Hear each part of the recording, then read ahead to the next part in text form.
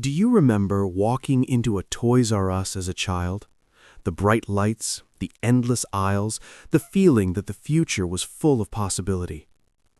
Here is the uncomfortable question Americans are starting to ask in 2025. How did a company that was still making money end up dead, abandoned, and erased from our lives? Toys R Us did not fail because people stopped buying toys. Its core business was profitable. It collapsed because private equity loaded it with debt, hundreds of millions of dollars a year in interest until the company could no longer breathe. What you are seeing now in hospital corridors lit by flashing ambulance lights follows the same financial blueprint. This is not about nostalgia. This is about a system. A system that treats healthy companies like hollow shells, extracts value, and moves on. Toys were just the beginning.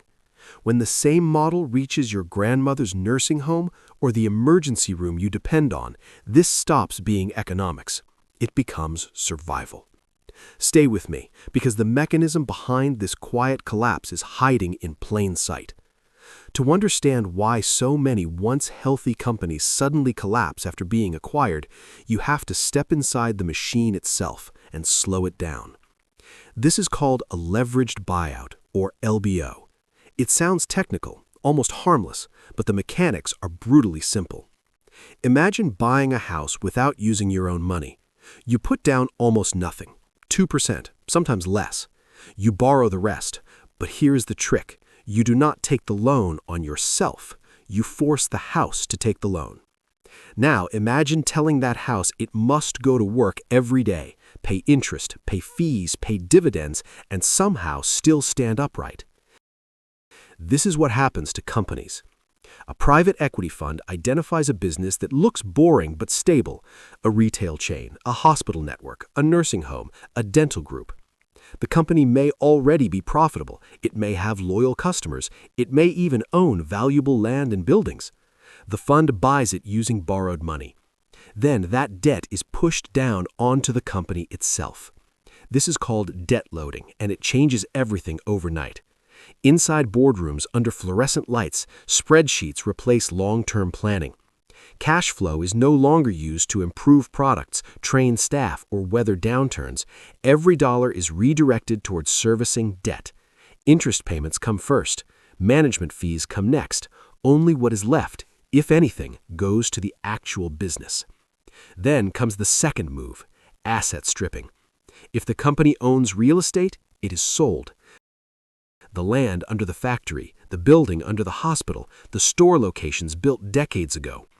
The company receives a short-term cash injection and then immediately begins paying rent to keep using its own former property. A steady stream of rent flows upward. Another steady drain is locked in below. On paper, profits can be engineered. Costs are cut. Staffing is reduced. Maintenance is delayed. Quality quietly erodes. In real life, the pressure becomes visible. Workers feel it first, fewer hands, longer shifts, lower morale. Customers feel it next, slower service, higher prices, less care. The company itself becomes brittle, hollowed out from the inside. And when conditions change, when interest rates rise, when demand softens, there is no margin left, no buffer, no resilience. At that point, bankruptcy is not a surprise. It is the final line of a script written years earlier. This is why so many companies appear to fail suddenly. They were not destroyed by competition, they were exhausted by design. What looks like mismanagement is often a mathematical certainty, a structure built on debt, demanding infinite extraction from a finite business. And once you see this mechanism clearly, you start to notice it everywhere. When private equity enters healthcare, something fundamental breaks. Hospitals are not factories. Nursing homes are not warehouses. Emergency rooms are not customer service desks. Yet, in the age of financialization, they are treated exactly like that. Picture a quiet nursing home in the American Midwest. Early morning light through the windows. An elderly woman waits for help getting out of bed. The hallway is short-staffed, again. This is not an accident. In 2021, researchers at the National Bureau of Economic Research examined what happened after private equity firms acquired nursing homes across the United States. Their findings were stark. After acquisition, management costs increased. Staffing levels fell, especially registered nurses. And most disturbing of all, patient mortality increased by about 10%. Over a 12-year period, this translated into roughly 20,000 premature deaths. Not from a new disease, not from a natural disaster, but from a business model. The mechanism is cold but clear. Healthcare facilities generate predictable cash flow. Insurance payments, Medicare, Medicaid. That stability makes them attractive targets for leveraged buyouts. Once acquired, the same logic from retail is applied. Debt is loaded onto the facility, and the clock starts ticking. Private equity funds typically aim to exit within 3 to 5 years. That creates a powerful incentive. Maximize EBITDA, earnings before interest, taxes, depreciation, and amortization, as fast as possible. In healthcare, there is one cost center that dwarfs all others: labor. Doctors, nurses, care aides, support staff. Cutting staff boosts margins immediately. Every shift left unfilled, every nurse responsible for more patients, every delayed hire flows straight into higher reported profitability. On spreadsheets in glass towers, this looks efficient. On the ground, it looks like neglect. Fewer nurses means slower response times, more medical errors, less monitoring. Small complications become fatal events. No memo announces this trade-off. It simply emerges from the incentives. And the same logic extends beyond nursing homes into emergency rooms. In many American hospitals, emergency departments are not staffed directly by the hospital anymore. They are outsourced to physician staffing companies. Over the past decade, many of those companies were quietly acquired by private equity. Here is where another mechanism appears: surprise billing. Patients arrive at an emergency room in crisis. They do not choose their doctor. They do not negotiate prices. They assume care will be covered. But PE-owned staffing firms discovered a loophole. By staying out of insurance networks, they could charge out-of-network rates many times higher than negotiated prices. A broken arm becomes a 4-figure bill. A short emergency visit turns into financial shock. Families open envelopes weeks later, at kitchen tables, after the crisis has passed. The medical emergency is over. The financial one begins. Again, this is not rogue behavior. It is structure. High leverage demands aggressive cash extraction. Short holding periods reward price maximization, not long-term trust. Patients are not repeat customers in the emergency room. They are one-time transactions. And so the system adapts accordingly.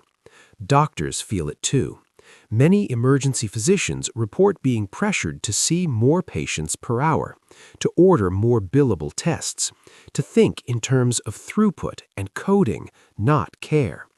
The ethical tension is constant. Treat the patient or satisfy the model. This is what happens when life and death are rooted through leveraged finance. The goal is not better outcomes. The goal is a higher exit multiple. In investor presentations, these stories disappear. They become charts, margins, operational efficiencies. But in real places, with real people, the cost is measurable. Fewer caregivers, higher bills, higher mortality. This is not ideology. It is arithmetic applied to human vulnerability. And once healthcare becomes just another asset class, the logic does not stop at hospitals. It spreads. The next phase does not arrive with headlines or bankruptcy notices. It arrives quietly, storefront by storefront, clinic by clinic. This is the roll-up strategy. Picture a suburban street, a small veterinary clinic with a faded sign, one doctor, a handful of technicians, Clients who have been coming for years, with pets treated like family. Nothing appears wrong. Then one day, the clinic is sold. Not to a hospital chain, not to a competitor, but to an investment vehicle backed by private equity. The name on the door barely changes. The staff stays, at first. The prices seem stable, at first. This is how roll-ups work. Instead of buying one large company, private equity buys dozens, sometimes hundreds of small ones. Each purchase looks insignificant, too small to trigger alarms, too local to attract scrutiny. Veterinary clinics, dental offices, physical therapy practices, car washes, funeral homes. Industries with three shared traits: local trust, predictable demand, and customers who cannot easily walk away. In veterinary care, this strategy accelerated after 2015. Pets became family. Spending became emotional, not optional. One of the most prominent players is Jab Holding. Known publicly for consumer brands like Krispy Kreme, Jab also built a vast veterinary network through subsidiaries, acquiring clinics across the United States and Europe. The structure is precise. Each independent clinic is purchased at a modest valuation, often 6 to 8 times annual earnings. The doctor gets a payout, the fund gets a platform. Then comes consolidation. Shared billing systems, centralized purchasing, unified pricing models. Once enough clinics are rolled together, pricing power emerges. In many local markets, alternatives quietly disappear. Reports from journalists and consumer advocates show that in certain regions, the cost of routine veterinary care rose dramatically after consolidation. In certain cases, prices for common procedures increased several-fold over time. The exact percentage varies by market, but the direction is consistent: up.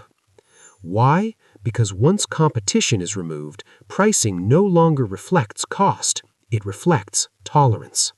And pets create one of the highest tolerance thresholds in the economy. A sick dog is not comparison shopped. A frightened owner does not negotiate. Private equity understands this. The incentive is not better care.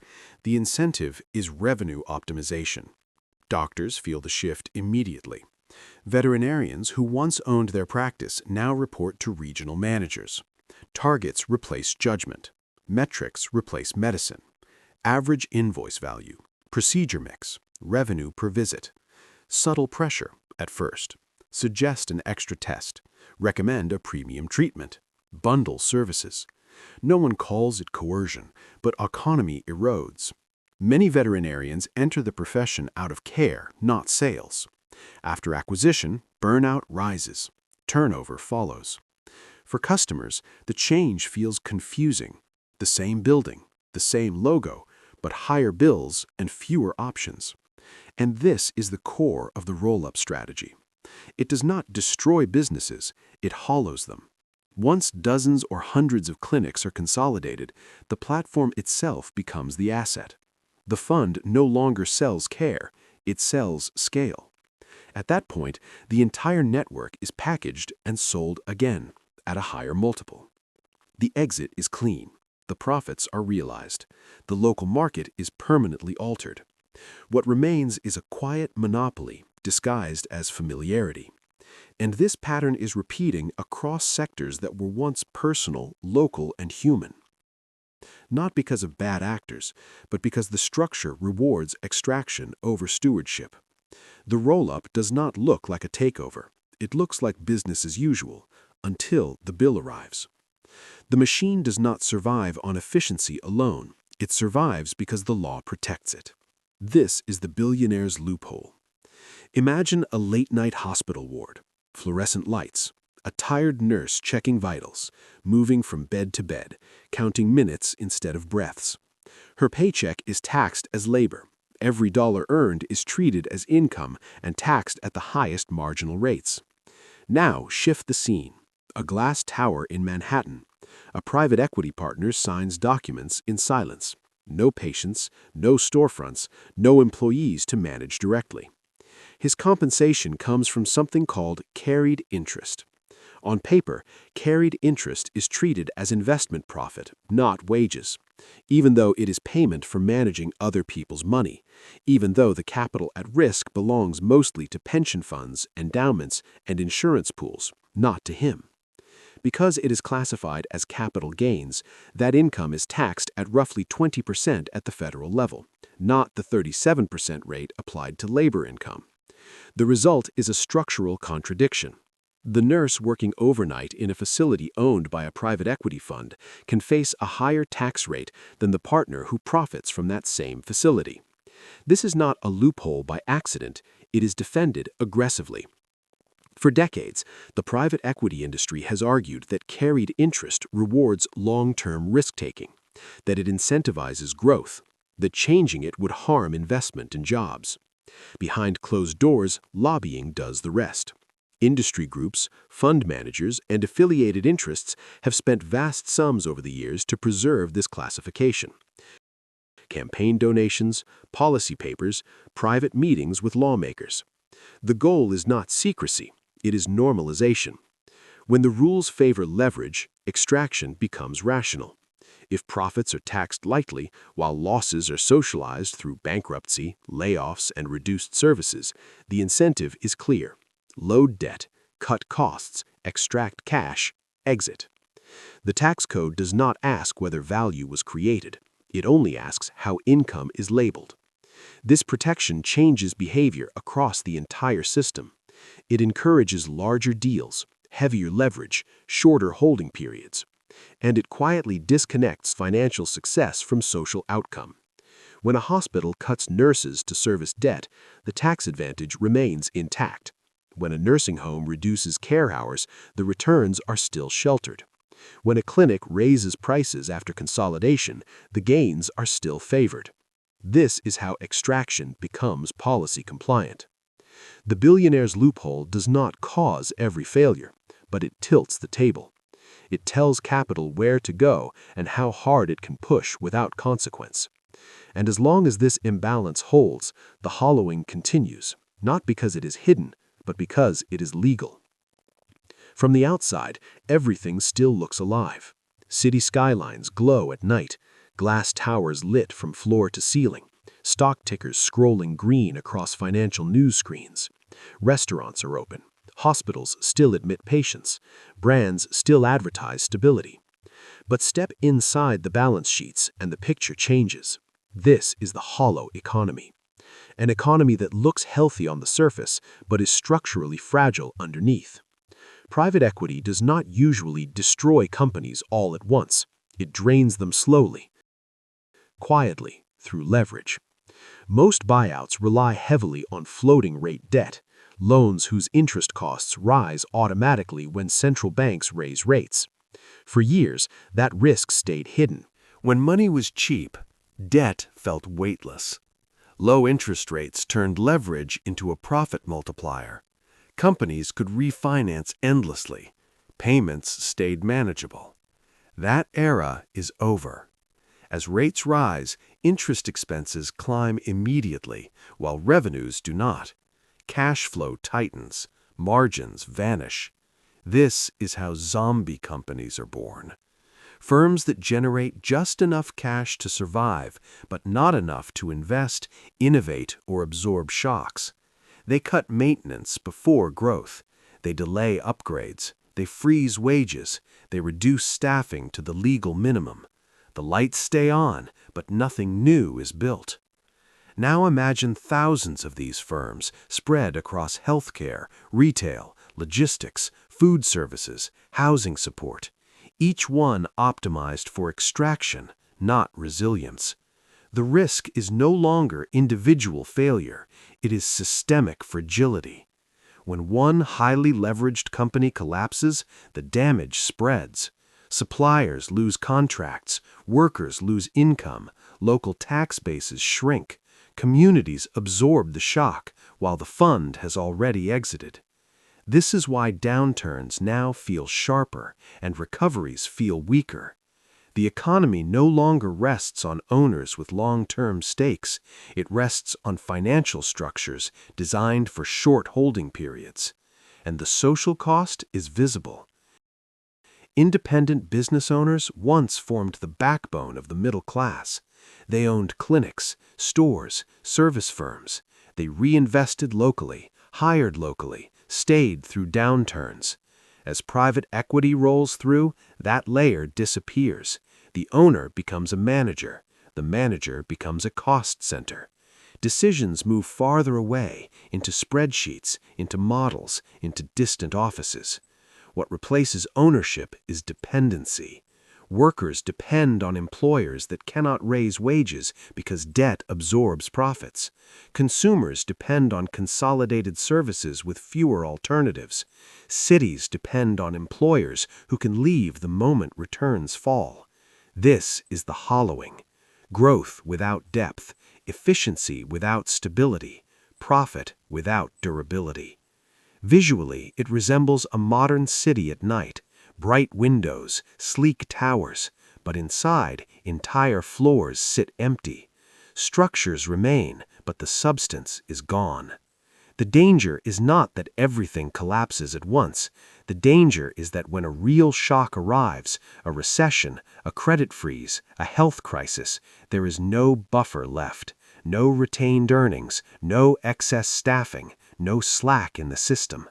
An economy optimized for extraction performs well in calm weather and fails catastrophically in storms. This is not a theory, it is a design choice, and the future depends on how long that design is allowed to define what growth really means. Reclaiming Main Street begins with a simple realization: this system survives because it is invisible. Private equity does not need your approval to operate, it only needs your indifference. Every day, ordinary people pay into this model without knowing it. At a dentist appointment, at an emergency room, at a veterinarian clinic on a quiet Sunday afternoon. The bill arrives, higher than last year. The wait is longer. The staff seems stretched thin. Most people assume this is inflation, or bad luck, or the new normal. It is none of those. It is ownership. When a clinic is no longer owned by the people who work there, decisions stop being about care and start being about debt. Revenue targets replace judgment, efficiency replaces safety margins, and risk is pushed outward onto patients, workers, communities. There is no law that forces you to accept that. You cannot stop a leveraged buyout. You cannot vote out a balance sheet, but you can interrupt the cash flow. The first act of resistance is awareness. When you schedule an appointment, ask one question, calmly, directly. Who owns this practice? That question alone changes behavior. Independent providers recognize it immediately. Corporate chains often hesitate. If the answer leads back to a private equity fund, understand the incentives at work. Short holding periods, aggressive cost control, exit strategies that do not include you. This does not mean every large organization is malicious. It means the system rewards extraction, not stewardship. The alternative still exists, but it is shrinking. Locally owned clinics, family-run practices, professionals with their own names on the door and their reputation at stake. They are not always cheaper. They are often slower, but they are resilient. Money spent there circulates locally. Decisions are made in the same community that bears the consequences. Mistakes are corrected because relationships matter. This is what an economy with a spine looks like. Profit is not the enemy. Profit without responsibility is. When returns are built on stripping assets, loading debt, and walking away, the bill does not disappear. It is passed forward in lower quality, higher prices, and fragile systems. The quiet truth is this: markets do not exist in isolation. They shape daily life. If enough people choose convenience over structure, the structure wins.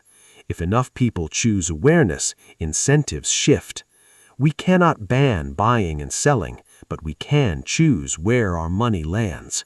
Main Street is not a place, it is a decision, repeated thousands of times. Support real ownership while it still exists, because once it's gone, it doesn't come back.